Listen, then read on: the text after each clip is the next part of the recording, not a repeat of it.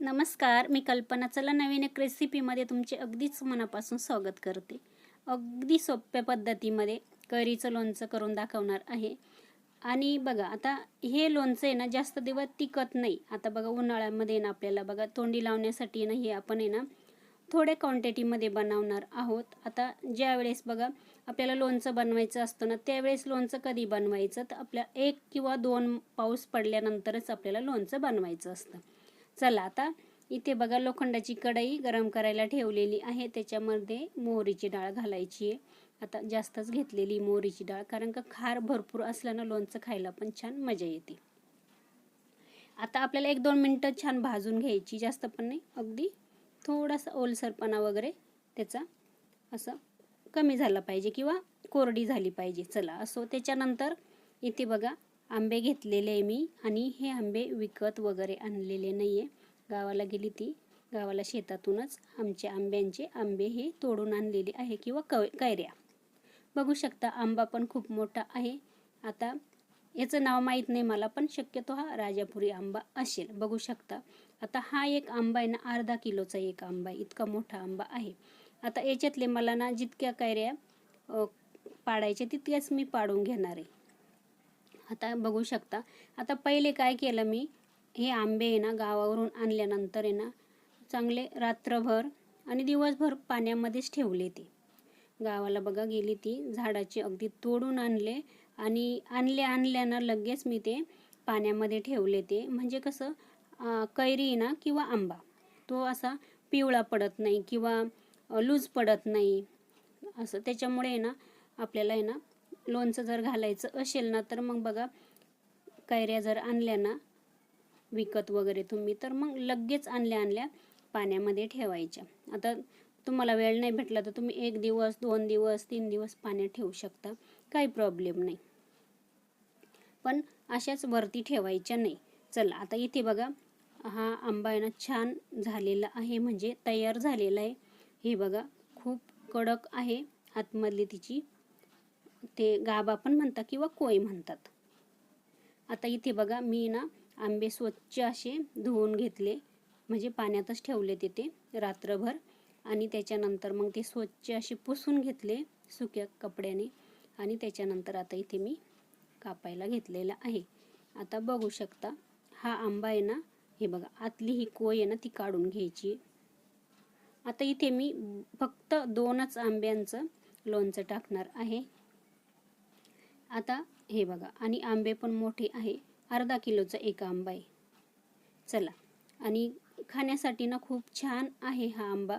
आता आपल्याला थोड्याच क्वांटिटीमध्ये बनवायचं आहे, अगदी 15 दिवस किंवा महिनाभर टिकल इतकंच लोणचं बनवायचं आहे.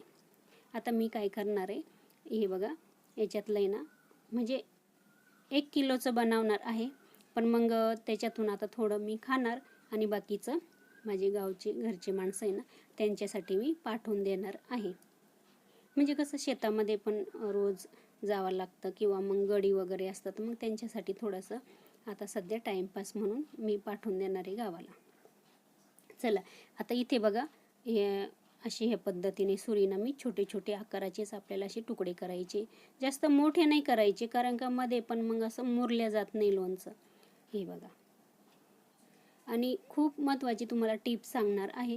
आपलं लोणचं ना अगदी ह्या फोडीनं हिरव्यागार राहण्यासाठी पुढे तुम्हाला टिप्स सांगणार आहे. शेवटपर्यंत तुम्ही व्हिडिओ बघत राहा. चला हे बघा सर्व फोडी मी अशा करून घेतलेल्या आहे, आणि 2च आंब्यांच्या केलेले, 2 आंबे तसेच आहे.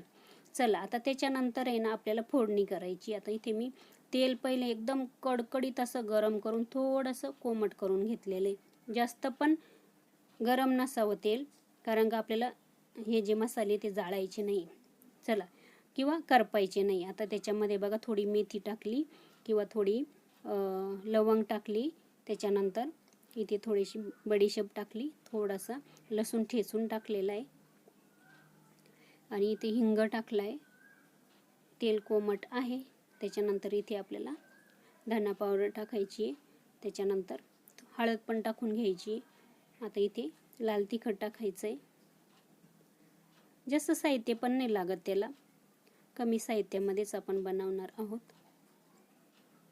चला आता इथे मीठ पण लगेच मी टाकून घेतलेलं आहे, आणि आता इथे बघा जी मोहरीची डाळ होती ना त्याच्यातली अर्धी डाळ आहे ना मी ना अशीच घातली आणि अर्धी डाळ आहे ना मी थोडीशी मिक्सरला आबडधोबड बारीक केली. म्हणजे खार बनवतो ना आपण किंवा लोणच्याला किंवा खार असतो ना तो खाण्यासाठी खूप छान असा लागतो पण तयार पण होतो आणि त्याला लागतो पण. चला इथे थंडगार करून घ्यायचं आहे आता.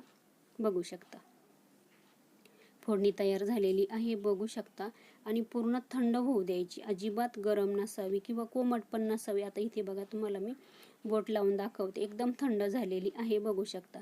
आता आपल्याला काय करायचं आहे, जे आपण इथे फोडी करून घेतलेले आहे ना ते आपल्याला हे बघा मी एक भांड्यामध्ये काढून घेतले आहे आणि त्याच्यावरती आपल्याला आता हा लोणच्याचा खार किंवा हा कैरीचा खार, याला खार म्हणतात, तो टाकून घ्यायचा आहे. आता इथे जरी तुम्हाला तेल कमी दिसत असेल ना तरी पण आहे ना नंतर तुम्ही दुसऱ्या दिवशी बघू शकता खूप छान असं वरती तेल आलेलं राहतं. आता त्याच्यानंतर इथे बघा तुम्हाला मी सिक्रेट वस्तू काय टाकायची ती सांगणार आहे बघू शकता. आता इथे आपल्याला काय करायचं आहे, 2-3 चमचे साखर घालायची, पण ती साखर अगदी शेवटला घालायची. आता साखरेमुळे काय होतं माहिती का, आपण ही कैरी छोटे छोटे तुकडे केले ना तर हिचा आहे ना जो पाठीचा भाग आहे ना अगदी हिरवागार तसाच राहतो, अजिबात काळा वगैरे पडत नाही. हे बघा तुम्ही करून बघा. चला आता इथे बघा आपण मिक्स करून घेतलं. आता आपण झाकून ठेवू आणि दुसऱ्या दिवशी बघू.